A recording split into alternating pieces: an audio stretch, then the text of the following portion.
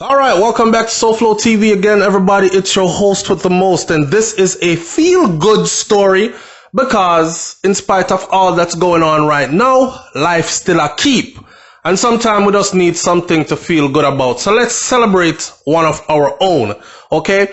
Jamaican-born teen accepted by 6 Ivy League universities, and I'm taking this one from the Star, straight out of Jamaica. Mr. Big up to the Star, all right? An 18-year-old Jamaican named Kyle Lambert. He has been accepted to 6 Ivy League universities in the US. And his former principal is describing this as a major achievement. I think anybody would describe this as a major achievement, to include him himself, right?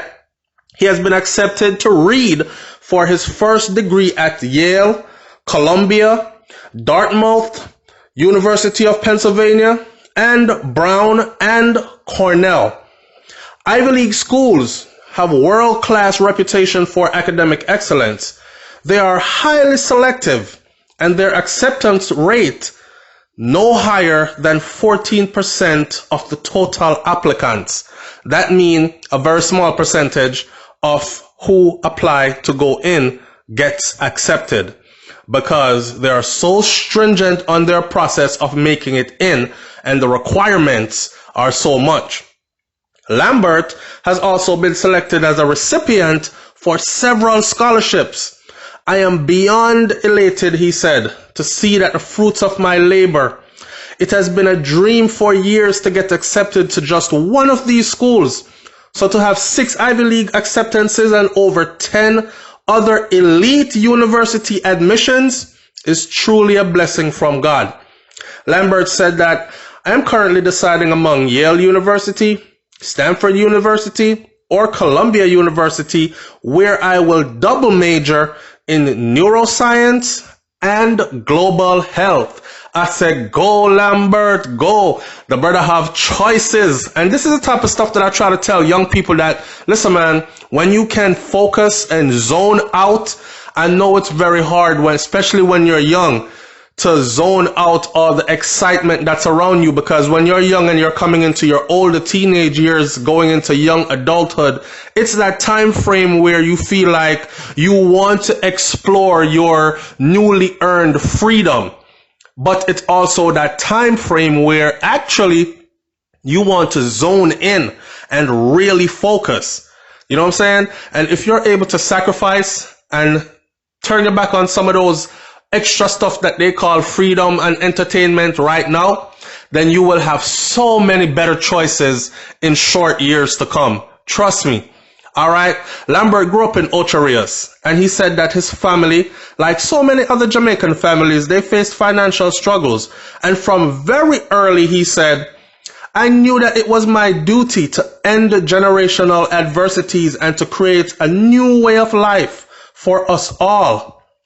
He reminisced on the sweet sounds of reggae music and the soothing feeling of warm sea breeze, which he said heavily influenced his childhood. They seem to be present in most of my memories, he says.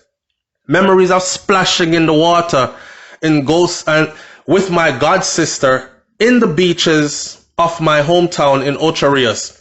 Memories of walking barefoot along the rocky roads of Selburn Gardens that not only strengthened the soles of my feet, but also strengthened my mind, he said.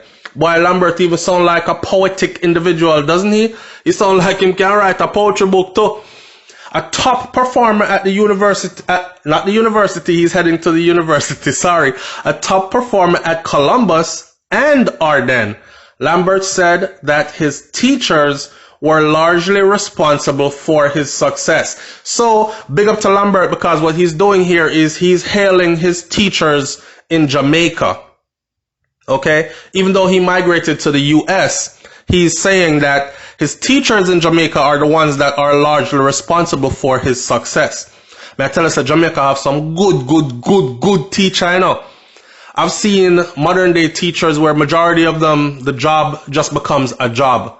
You know what I'm saying? I went to college to become a teacher. It's something that my parents wanted me to be, so them can brag and say, yes, I'm a son, man, him is a teacher, you know. Up at the university there, him is a teacher up at the high school there, you know. And they just take it as a title.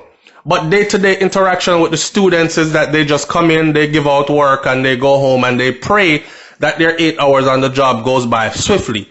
And it is no joy in it for them. But we know some teacher, you know, in a Jamaica, they were, boy, them take the children them as if it's their own, you know what I'm saying? And they mold you and they hold you accordingly responsibly.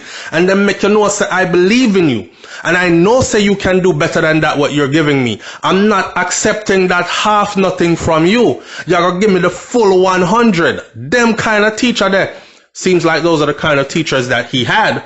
And you can see the results. So shout out to the people out there who have dreams of being in the teaching profession, or those who already are. Just know, sir, it is a profession that is truly responsible for the minds of the future. Okay? It's a tall, tall responsibility that is not to be taken lightly.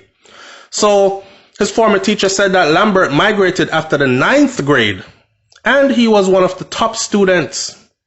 He loved the sciences, and he would volunteer to help other students or even teach a class. That's how intelligent he was.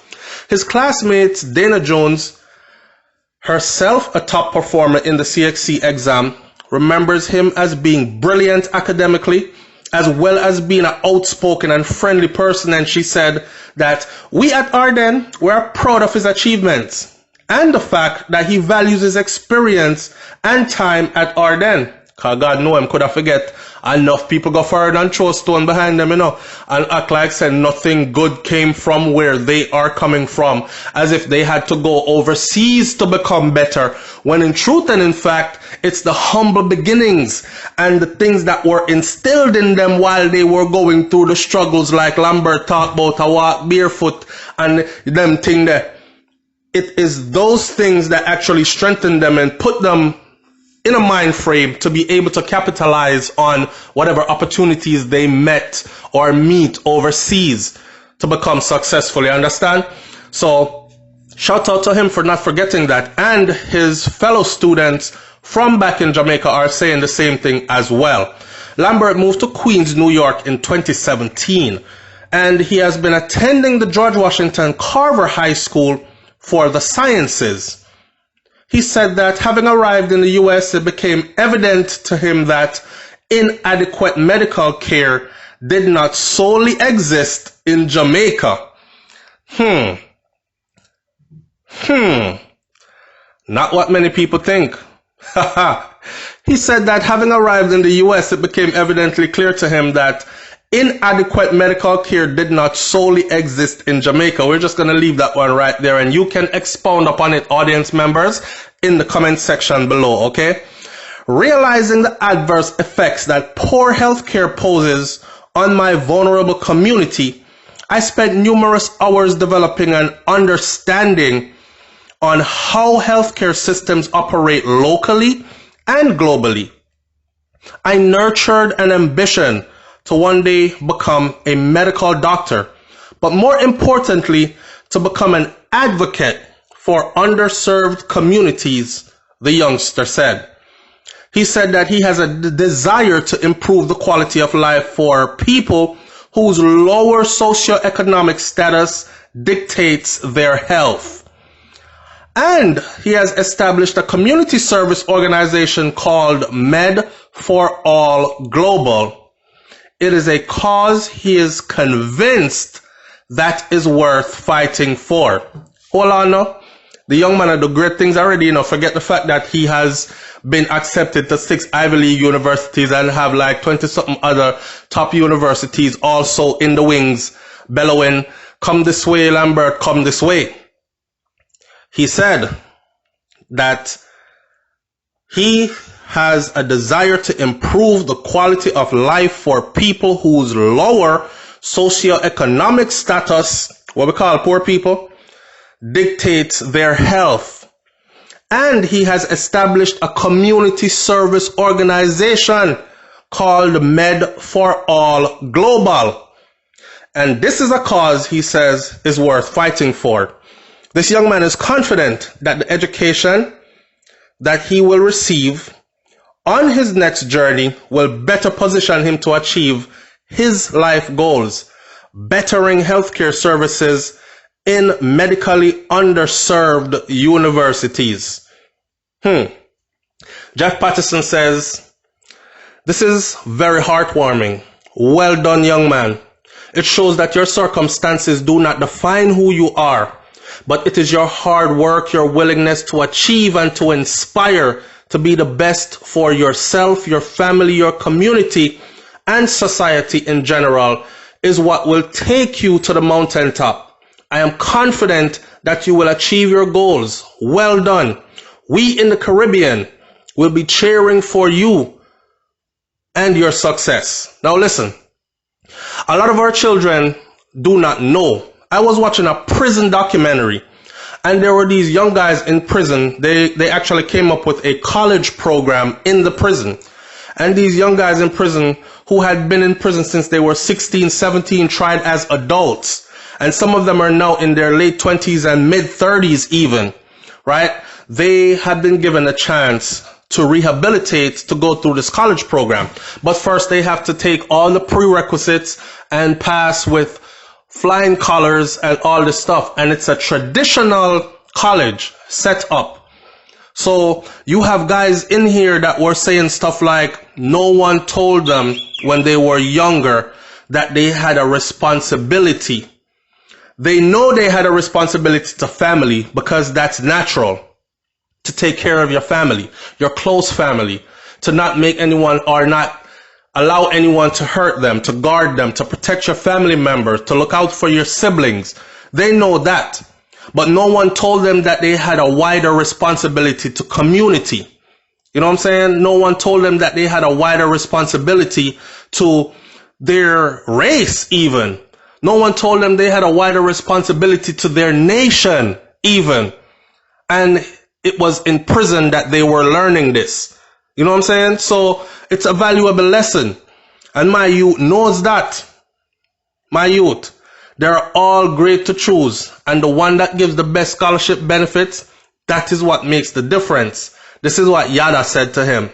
Now, Cleve Wright says, "Bless up and respect to the Max for the young general who is walking in the footsteps of his ancient ancestors, who gave the world its science and civilizations. Yet again, the Moors are here to bring high sciences to the Europeans. 711 AD, all over again. What else is new?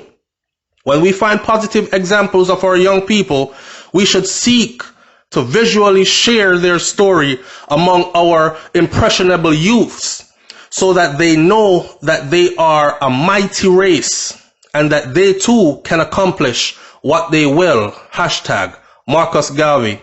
Can you imagine how many scientists we would have if we exposed our youths to their true history instead of colonial brainwashing history?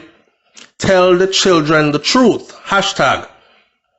Bless up on your journey, my general, and keep on getting knowledge of self. Never ever stop learning about who you are and the greatness that lies within you. All right, and I'm going to leave that one right there. Like I said before, this is a feel-good one. Yeah? So I'm going to congratulate Lambert, but not only that, share this so another youth can see it, another Caribbean youth can see it, and know that your humble beginnings does not define the rest of your life. Don't look at it as, oh God, woe is me. I'm in the bottom of poverty. I was born poor, so I have to do dirty and negative things. That's not the story. Okay? Your struggles do not define you. There are lessons to be learned through them. And as long as you have your ambitions and you keep them intact and your goal ever in the forefront of your mind, and you continue to work towards these goals that are in the forefront of your mind, and you have vision, then you will accomplish. You understand? Big up everybody. Thank you for tuning in. It's SouFLoTV. Like, comment, share, subscribe, and leave your comments in the comment section below. I'm out. Peace.